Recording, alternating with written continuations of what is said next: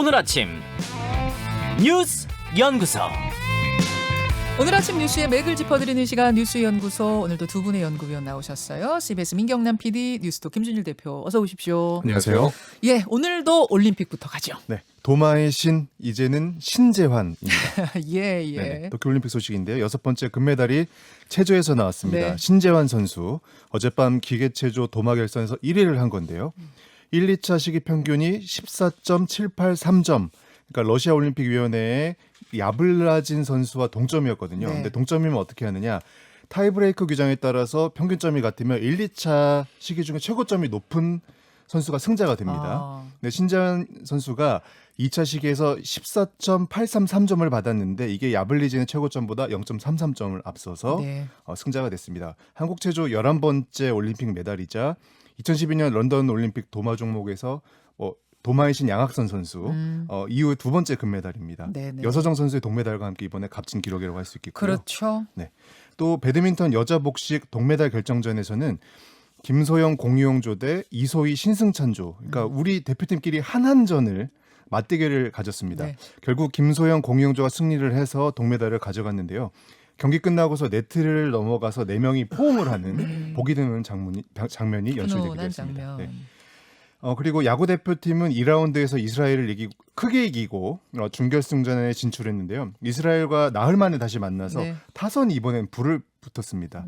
홈런 2방을 앞세워서 7회 11대1 콜드게임 승 거뒀고요. 그렇죠. 내일 오후에 준결승전 일본과 한일전을 갖게 됩니다. 또 여자 배구 한국이 세르비아의 세트스코어 0대3으로 패배를 했는데 아쉬울 필요가 없는 게 이미 조별리그에서 8강 진출이 확정된 상태였기 때문에 힘을 빼지 않았다고 해요. 그렇죠. 8강이 내일 열리고 상대는 터키입니다. 네.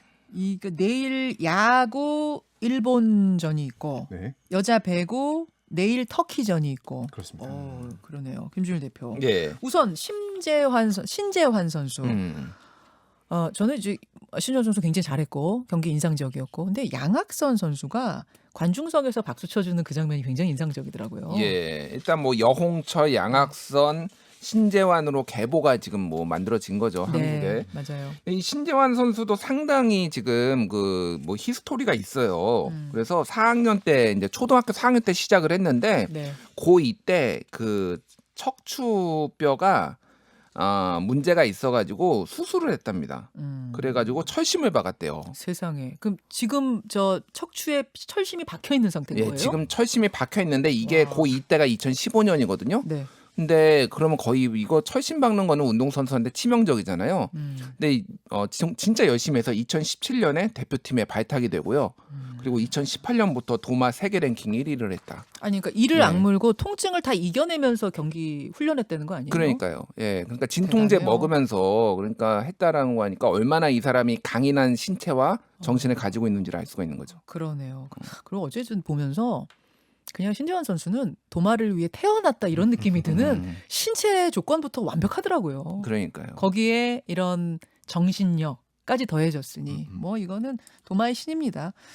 또 네.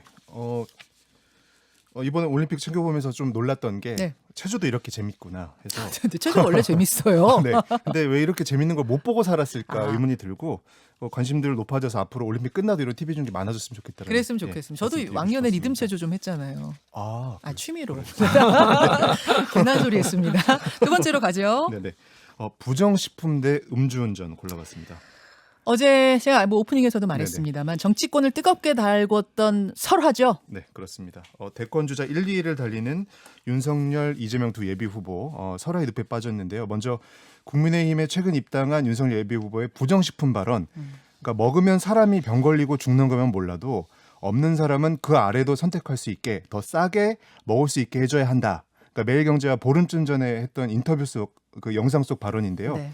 가난한 사람들은 뭐 불량식품 먹어도 된다는 거냐 이런 식으로 뒤늦게 인터넷에서 뭐 맘카페 등에서 주목을 받으면서 네. 논란에 불이 붙었고요. 여권은 물론 야권 대권 주자들에게도 맹폭을 당했습니다.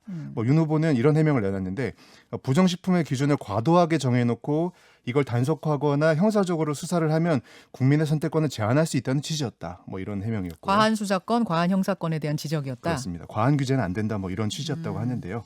또 그런가 하면 민주당 이재명 캠프의 박진영 대변인의 음주운전 옹호 발언도 논란이었습니다. 네. SNS 글이었는데 이재명 예비후보의 음주운전 경력이 정치권의 도마에 오른 상태였거든요. 네. 박진영 대변인이 SNS에다가 음주운전은 잘못된 것이지만 낙인이 되어서는 안 된다라고 하면서 힘든 하루를 마치고 소주 한 잔 하고픈 유혹과 몇만 원의 대리비도 아끼고 싶은 마음을 모르고 하는 소리다. 가난이 죄라고 느낄 수 있다. 이런 글을 쓴 겁니다. 박진영 대변인이 그제 이재명 캠프에 합류한 상태였는데 이 글이 논란이 되자 결국 하루 만인 어제 대변인직 사퇴했습니다. 박전 대변인이 이 글을 쓴 거는 어제는 아니고 예, 글은 이전에 전에 쓴 네네. 건데 이제 어제 음주운전 음주 윤석열 전 총장, 윤석열 후보가 술 마시는 거 뭐 이런 것들 술 얘기가 돌면서 이게 꺼내진 거죠. 그렇습니다. 그래서 네네. 어제 바로 사퇴를 한 거예요. 네. 김준일 대표. 예. 야, 이거 어떻게 봐야 됩니까? 일단 윤 후보라고 이제 얘기는 윤석열 후보의 발언들의 맥락이 있습니다. 무슨 맥락이 있냐면은 전언을 해요. 전언. 이것도 밀턴 프리드먼의 책 중에 선택의 자유 뭐 이런 책이 있거든요. 선택할 자유 있죠. 예, 선택할 자유. 거기에 나오는 얘기를 본인이 전언을 한 거예요. 프리드먼은 뭐라 그랬어요? 뭐 그러니까 이렇게 이를테면 다양한 선택의 기회를 줘야 된다라는 거예요. 그러니까 네. 최대한 이제 뭐 좀 자유주의적 경제 관점에서 뭐 과한 규제를 하지 말아야 된다 이런 이제 뭐 이제 경제적 사조를 가지고 있는 분이니까 네. 그런 얘기가 이제 책에 담겨 있는 거예요. 네. 그러니까 이 내용이 이제 들어가 있습니다. 그것을 전하면서 전하면서 얘기를 하는데 이게 뭐냐면은 빠르게 습득을 해가지고 본인의 어떤 이념이나 사상에 완전히 체화되지 않은 거예요. 그러니까 이런 얘기가 있다더라라고 전한 다음에 문제가 되니까 이렇게 된다. 어제 그 초선 의원들 강의가 있었는데 이렇게 또 얘기를 했어요. 페미니즘이라는 게 너무 정치적으로 악용돼 남녀 간의 건전한 교제도 정서적으로 막는 역할을 많이 한다는 얘기도 있다. 이것도 전언입니다. 그러니까 페미니즘 때문에 남녀가 결혼 못해서 출산율이 낮다. 이런 식의 취지를 얘기를 한 거예요. 이것도 전언인데 그러니까 본인이 정확하게 알거나 본인의 신념이 있는 게 아니라 이것도 문제가 돼가지고 또 정의당에서 성명 내고 여러 의원들이 비판을 했는데 또 한 발 물러납니다. 네. 그러니까 이건 지금 뭘 잘못 습득한 거냐면 지금 젠더 갈등 굉장히 심하잖아요. 젊은 남녀들 사이에. 이것들에 대한 이야기를 하는 과정에서 젠더 갈등과 페미니즘은 또 다른 차원이거든요. 다른 차원이죠. 근데 그게 이제 섞이면서 말이 이렇게 나간 게 아닌가 예상이 되네요. 그렇죠.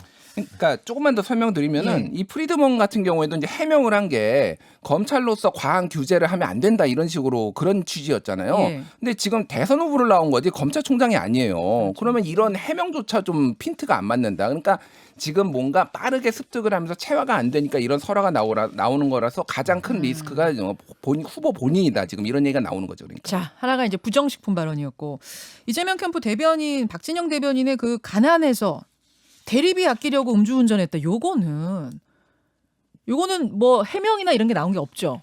나왔어요, 이것도? 그러니까 뭐 과한 쉴드가 결국은 독이 된다는 거예요. 이것도 그러니까 이재명 후보 측은 캠프가 좀 뭐 문제가 있습니다. 그러니까 캠프에서 전체적으로 좀 튀는데 이렇게 뭐라고 해야 될까요? 이렇게 좀 과한 쉴드, 과한 보호를 하려는 거고 있고 또 하나는 그 백제 발언을 한 언론사를 고발을 했어요. 이재명 캠프에서. 근데 그러니까 그 백제 발언이 지역주의를 조장했다. 예. 근데 그거는 사실관계가 틀린 게 아니라 해석의 영역이거든요. 근데 해석의 영역인데 언론의 자유를 침해하는 식으로 고발을 한다든지 이런 식으로 캠프에서 지금 좌충우돌을 하면서 뭔가 지금 문제가 있다라고 지금 봐야 될 것 같아요. 여기는. 요 기사 밑에는 댓글이 가난해서 음주운전, 그러니까 가난해서 대리비를 아끼려고 했다. 그럼 그 정도 가난했으면 술을 먹지 말았어야 되는 거 아니냐. 차도사기 어려웠겠죠. 이런 댓글들이 그러니까 굉장히 조롱성 댓글들이 많이 달렸어요. 그러니까 바로 하태경 대변인. 의원은 네. 음주운전한 사람 대부분 다 부자다. 그 실제 범죄 그 경찰청 기록 보면은 이게 무슨 얘기냐 이렇게 강하게 또 비판을 했거든요. 그래서 바로 이제 사퇴를 한 겁니다, 대변인이. 네네. 예, 민경남 PD. 네.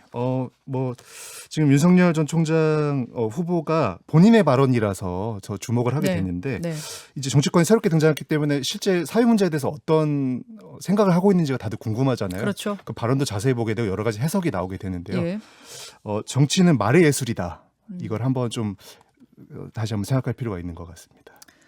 한마디 한마디가 중요하다. 아니, 네. 그러니까 한 번 정도는 실수일 수 있는데 네네네. 지금 계속 여러 번의 것들이 겹치고 있으면 이게 쌓입니다. 그렇습니다. 그리고 실력이 되는 거고 실력이라고 생각하게 되는 거니까 네네. 그렇죠. 보겠습니다. 지켜보죠. 그다음이요. 네. 오늘까지 1차 접종 2천만 명입니다. 코로나 백신 얘기군요. 코로나19 확진자 일단부터 말씀드리면 어제 오후 9시까지 1,159명이었고요. 전날 같은 시간보다 220명이 줄어든 수치였습니다. 또 자정까지 했을 때 어제 하루 1,200명대를 조금 넘겼을 것으로 추정이 되는데요. 그러니까 신규 확진자 수가 줄어들긴 했지만 확산세가 꺾인 것인지는 좀 더 지켜봐야 할 것 같습니다. 네. 또 문재인 대통령은 어제 원래 일정보다 더 당겨진 백신 접종 계획을 밝혔는데요. 원래는 9월까지 3,600만 명의 1차 접종을 마친다는 거였는데 9월 18일부터 추석 연휴거든요. 네. 그 전까지 열흘 정도로 당기겠다 이렇게 말했습니다.